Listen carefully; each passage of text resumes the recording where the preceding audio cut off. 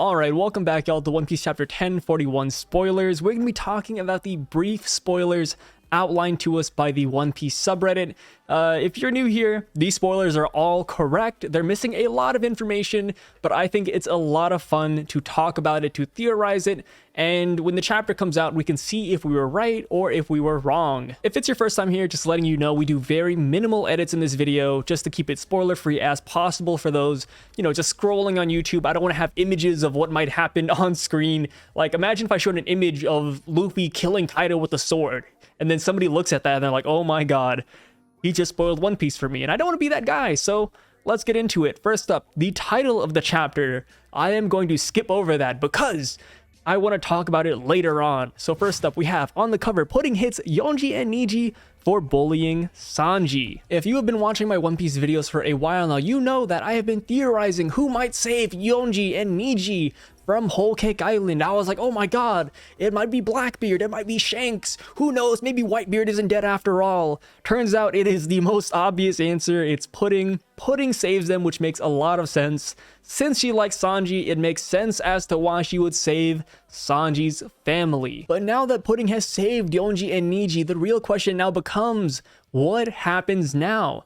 Does she let them go and goes back to life as normal? Or does she go along with Germa 66 in hopes of finding Sanji out on the open seas again? And the reason why I think her going back to life as normal is kind of weird is because if Yonji and Niji disappear from Whole Cake Island, they're going to be wondering how it happened. And to be honest, I think the only real candidate you could suspect is Pudding, right? Like, imagine Yonji and Niji escape. I guarantee you the first person knocking on your door are the people of Whole Cake Island saying, hey, Pudding, where were you Tuesday night? Because that's when they went missing. Like you're the only person we're suspecting. All right, so next plot point, we have Momonosuke says that Oden ripped out the most important pages of his logbook, the ones about Laugh Tale. Yo, everybody who has been saying the reason why Momonosuke and Yamato cannot join the crew is because they know too much about the final island, that has been negated. Oda read your comments and he pulled a mirror force on you, bro. Like, this point in particular makes a lot of sense, and that's why I think it's so good, because there's a good reason why Oden would rip out these pages. It's not convenient, it's not out of nowhere, it makes sense because it means that Oden took Roger's wishes into account. When Roger found the One Piece, his exact words were, we were too early, like this was not meant for us.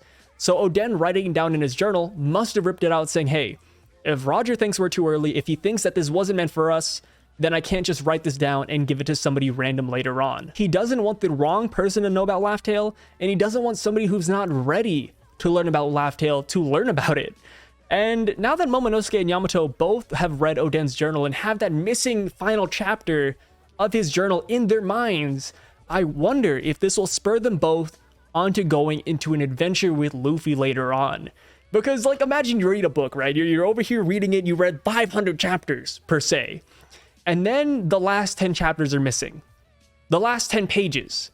Would you not be curious and want to see what it is for yourself? Would you not want to complete Oden's journal and witness what he witnessed? For Yamato, this makes a lot of sense as to why she would want to join Luffy's crew, because she loves Oden, she wants to become Oden, but now she has this missing void in her mind. These last 10 pages are missing, so she would want to experience it as Oden, or maybe as herself, hopefully. But yeah, and then Momonosuke, we have his father's diary, and the missing pages would drive him mad. And, given that he has the voice of all things, and he can talk to Zunisha, and etc., he's another prime candidate to becoming Nakama for Luffy. And also, now that he's a grown man, which we still haven't seen his design, it is also a good fit for Luffy's crew. And, one more thing to throw in here about Momonosuke joining the crew is that in an SBS, Oda mentioned that if Zoro had a devil fruit, it would be Kaido's devil fruit. So this could be Oda living out his dream of having a Seiryu on Luffy's crew through Momonosuke. Alright, so next plot point, Orochi is trapped by the ceiling of the room where he was. Komunosaki reveals her true identity to Orochi. Orochi is such a waste of space, bro. Orochi has in my opinion, he has a broken devil fruit. His, his like 7-headed, 9-headed dragon snake thing, that's really cool. It doesn't look cool, but in theory, it's a really cool and strong devil fruit, but it's wasted on a wimp, coward, loser like Orochi. And the title of the chapter is titled Komurasaki, so I'm assuming this is going to be pretty hype, right? Komurasaki might actually kill Orochi. She might stab him in the head, he might regrow the head, but she might stab him, she might fight him off, but I can't see her taking him down right here, especially given his devil fruit, which helps him survive, fatal attacks. I can't see Komurasaki successfully defeating him. Unless maybe she hits him with like a sea prism sword and he can't regrow his head anymore, then that'd be pretty brutal. And that would be really cool and deserving of the title of the chapter. So since the title is named after Komurasaki, I'm assuming this is going to be pretty hype. But like I said, we're missing a lot of details right here. But yeah, I think Sea Prism Stone, maybe like a sword, would be her best bet. But anyways, moving on, the boss of CP0 receives new orders from the Gorosei saying Straw Hat Luffy must be eliminated immediately. Yo, Straw Hat Luffy. Not the Straw Hats, not Nico Robin. These dudes said Straw Hat Luffy. This one man needs to be eliminated. Not Nico Robin. Nico Robin, she can read the poneglyphs. Who cares? She can discover the Void Sentry. She can expose world government secrets. She knows about the library of Ohara. And she also might even know where the ancient weapons are. But forget that. You guys, forget her. Focus on freaking Luffy. This can mean one of three things. First up, Luffy is the awakened devil fruit users that the Gorosei were talking about, the ones that they are so scared of awakening beforehand. That is the most plausible reason. Reason number two, they believe Luffy will defeat Kaido for sure. And they think that Kaido going down along with Big Mom would cause such devastation around the world that they cannot allow this to happen. Or number three, the Gorosei received orders from Imu, who maybe, this is kind of a theory in and of itself.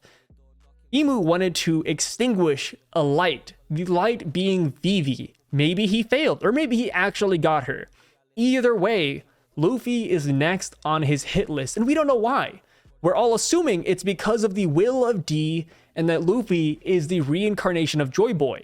And this could be the Gorosei, Imu, and CP0's best chance at eliminating him. No matter what the reason actually is though, I feel like this will have major implications on the fight between Luffy and Kaido. Honestly, if I'm gonna take a bet right here. I'm gonna say this is gonna be a huge character moment for Kaido. Just like how Kaido was fighting Oden and Oden was about to defeat him, and then all of a sudden we had the Wicked Witch from the West appearing out of nowhere, throwing Oden off, and then Kaido defeats Oden. To this day, Kaido regrets that. He regrets defeating Oden in such a disrespectful way. And I guarantee you this is going to happen again in this arc. Maybe CP0 goes to the rooftop and they are about to attack Luffy. And Kaido says, nope, not again. I'm not going to be disrespected by some bystander again. And he's actually going to attack CP0. Or it could be a really cool Katakuri thing, where if you remember the fight between Luffy and Katakuri, we had that one girl like shoot Luffy with the dart, and then Katakuri stabs Luffy. He realizes it, and then he stabs himself. I could see Kaido maybe doing the same thing. Maybe Kaido hits Luffy with a Raime Hake, and then he's like, oh my god, I only got that because of CP0. And then he's like, all right, time to do this myself. And then he, hits himself with his own club or something like that. All right, so next up, we briefly see what happens in other parts of Onigashima. Jinbei, who, when we last saw him, he was fighting fodder. Oh my gosh. Nami and Usopp, who were fighting also fodder. Usopp was saving Kinemon no Kiku. And I just love how they say this nonchalantly. You're like, oh yeah, you see what happens around here. You see Jinbei, Zoro, Nami, and Usopp. And it's like, bro, Zoro deserves his own plot point. No offense to Jinbei, Nami, or Usopp, or anybody else who is mentioned here, but I think we can all agree that Zoro being on the verge of death, seeing a Grim Reaper, and falling off of Onigashima might be the most important one we want to know about, right? I'm not a Zoro fanboy, but I have to say, out of those four, Zoro's might be the most important. Next up, Kaido remembers in a small flashback the first time he met Big Mom when he was 15 years old. Kind of crazy that Oda threw in the 15 years specifically right there. It's like he's really trying to flesh out the timeline. I'm wondering if we'll actually see Rocks in this flashback as well. She says, I am Lin Lin, the woman who will become king of the seas, which I think is a really cool wording right there, because King of the Pirates wasn't really a thing back then. You just became King of the Seas. The One Piece didn't exist. I don't know. Like, wait, did the One Piece exist? It did, because Joy Boy put it there. But how would people know about that? Yeah, I guess Roger's the first one who found it. Yeah, that makes sense. Anyways, moving on. Yeah, Kaido probably realized that Big Mom's defeated. If I had to take a guess, I'd say it was observation hockey. Just like how you can sense a really strong opponent is on an islander. Oh my god, you know, there's an admiral behind me. Something like that. There's a good reason to believe that Kaido could sense Big Mom being defeated, saying, oh, a very, very strong presence has just been extinguished, and there's a good chance it was Big Mom. My real question with this is I wonder what Kaido's reaction present day is. Is he sad? Is he angry? Is he happy? We don't really know. Judging from the flashback, I'm gonna assume Kaido might be a little bit sad. I wouldn't be surprised if Kaido goes back into drunken fist mode and takes another, you know, chug of sake, saying, oh my god, I gotta pour one out for the homie Lin Lin.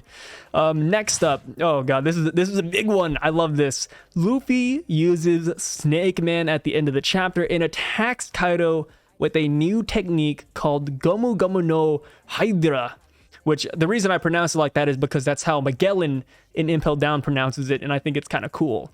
Luffy then says, I'm not going to stop attacking you until I run out of energy. I'm definitely going to kick you out of Wano Kuni, bro. Bro, alright, two things. First up, Luffy made a freaking declaration. Whenever Luffy makes a declaration like this, 99% of the time, it is true. He says, hey, this next attack, it's going to take you out. I'm going to defeat you. I'm taking you down. Remember against Doflamingo, we said 10 minutes, 10 minutes. Then the next attack I'm gonna hit you with, it's gonna KO you. Luffy is always right. To a fault. He's the main character. It happens. Luffy saying that he's not gonna stop attacking him until he's out of energy, and that he's gonna knock him out of Wano Kuni, bro. I wonder if this is the last attack. Gumma Gumma no Hydra, that is a game-ending sounding move right there. The one problem I have with this is I don't think Kaido's out yet. Kaido, I feel like, still has a lot to show us. Awakening, you know, more Conqueror's Haki. Luffy still has a lot to show. Maybe a new form of Gear 4th. Maybe Gear 5th. Maybe an awakening that the Goto say we're foreshadowing, which would make a lot of sense as to why we would see it in this arc. But I cannot see Kaido going down unless the Gomu Gomu no Hydra is maybe a new form in and of itself, or maybe it is an ever-evolving attack. And the reason I say that is because when I think of Hydras, I think of, like, you know, 7, 10 heads of a snake all attacking you at once, or maybe they all have different attributes. Maybe this new form or technique of Luffy's has different attack modes. Maybe it's like, oh, the Luffy's first fist is made out of fire. Maybe his second one hits you with like a viper's claw. I don't know. I'm just assuming that if this last attack is Luffy's final attack against Kaido, it has to be more than just a Gatling.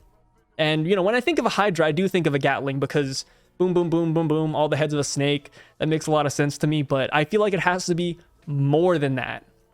And obviously, Luffy is most likely coding this in Conqueror's Haki, but, you know, regardless, I don't think this will take down Kaido unless it is crazy, crazy impactful. Or who knows, maybe this is the first time Luffy's declaration of defeating an opponent is wrong. Maybe CP0 does make it to the roof. Maybe Yamato and the rest of the Straw Hats cannot stall CP0 and they make it up there and they stop this attacker. Maybe something of the sort happens. But yeah, maybe, I'm like I'm saying, Oda could always break this trope. Oda can make Luffy be wrong and Kaido be the actual victor in this one scenario, and then Luffy beats him later. Who knows? Anyways, guys, that is the end of the... Turns out that the new spoilers also have dropped on the subreddit. Okay, real quick. First up, Luffy's new technique. Oh my god, I feel like it's gonna disprove everything we just said. Luffy's new technique is Kyotoryu, Dragon of 9 Heads. Yo, that's a pretty sick name. If I was Kaido, or if I was any villain, and the main protagonist shouts that out, yo, I'm happy going down. I'm happy. That sounds beefy, bro. There is a narration of Raizo's victory. God. Well, why'd they have to do this? Oda, we didn't need this. We didn't need Raizo's victory declared to us, bro. You could have even set Fukuro Kuju one. I wouldn't care. CP0 and Izo double KO? Wait. Izo took down CP0?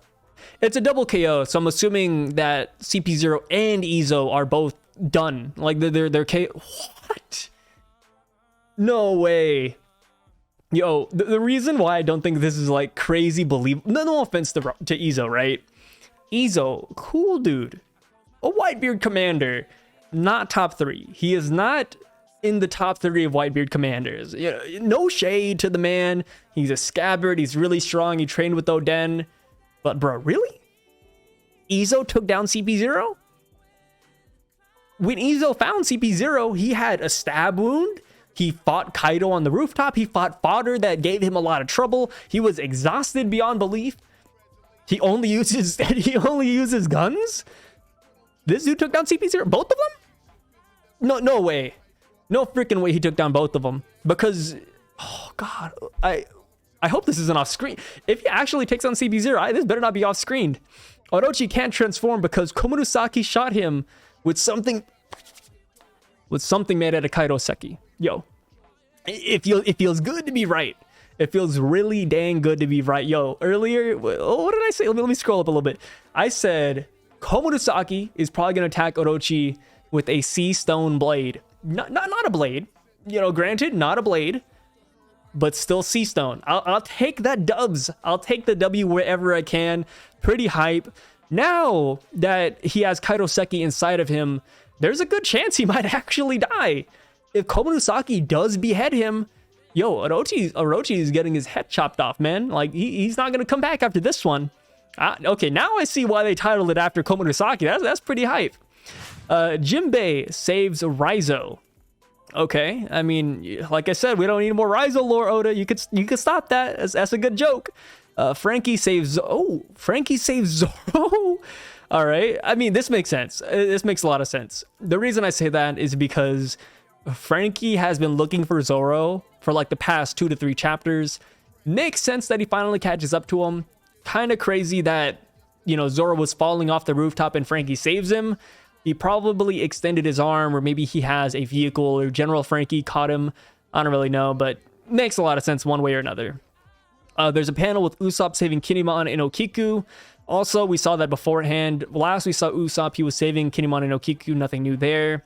Oh, questions. I've never seen these before. Question 1. How did Frankie get Zoro? Answer. He stretched his arm. All right. Pretty basic. He shoots his arm, and then it has the chains, it wraps around you. He's done that before. Gotcha. Question 2. The tall one from CP0 and Izo are the ones who got defeated, and the other one is receiving orders from the Gorosei. Answer. Yeah. Okay. See, I am more fine with this because, yo, if Izo took down both of CP0, I would call some major BS, man. Like, they hype up CP0 to be these really strong dudes. People were speculating, like, oh, who are the CP0 going to fight in the Straw Hats? Like, if they have different matchups, you know, like Eni's Lobby type stuff, who is CP0 going to fight? And then all of a sudden, you have a wounded Izo with a stab wound in the abdomen, exhausted from multiple fights, taking down both of them. Bro, cap. Absolute freaking cap. But yeah, he took down the tall one. I'm guessing, you know, I made theories that the tall one has regenerative abilities, maybe a regenerating devil fruit. So this might not actually be a full-on KO from Izo. So I'm also throwing that out there too. But yeah, this makes more sense. I was about to say, I didn't even think about who was receiving the orders if they were both KO'd. Question 3. Kaido starts just remembering his first meeting with Big Mom like that? And do we have Kaido 15 years old and Big Mom 24 years old? How do you know he is 15? This is... I don't even have to read the answer. This is a silly question, man. Maybe Kaido heard voices of the people celebrating Big Mom's defeat, or just by her presence. but he realizes that Big Mom lost. Definitely observation honky. I don't think the voices of people celebrating Big Mom's defeat is that plausible. But yeah, he definitely uses observation honky. He could tell Big Mom's gone. We see Big Mom telling him 15, how young, as their first contact. So that's how we know that they are 15. I was assuming we'd have a dialogue box, but I mean, I guess that works too. I'm wondering what the flashback will reveal to us. I wonder if we will actually see rocks in this flashback. And if so, if they actually do reveal rocks in this flashback, that would be pretty dang hype. All right, and now the biggest plot point of all, there is no break next week. Love to hear that. Love to hear those words ringing out of the subreddit onto the video and you guys. And with that being said, y'all, thank you so much for watching this video. Let me know what you think about it in the comments down below. Do you agree with some of my points? Do you think they're a little bit different? Which, you know, is fine. If I'm wrong, it's a spoiler video. We're theorizing. A-okay. I'm totally cool with that. But I think that this chapter is going to be some pretty dang hype stuff. What do you think about Luffy's declaration on beating Kaido with this ability, that he will not stop attacking him with this until he is out of Wano Kuni? Notice he says Wano Kuni. He doesn't say Onigashima, like I'm going to knock you off the island. He literally says Wano Kuni. I'm wondering if this will be something similar to the Douglas bullet fight where Luffy hits him so hard, he flies onto a freaking marine ship on, you know, some random thing far away. I can see that happening with Kaido, but that would be pretty insane. But yeah, anyways, guys, what do you think about these spoilers? Let me know in the comments down below. My name is Sai. Thank you for all the likes, subscriptions, comments, and everything you guys do to support me. It has been an absolute freaking thrill. And stay tuned for the next video that should come out shortly as well. See ya.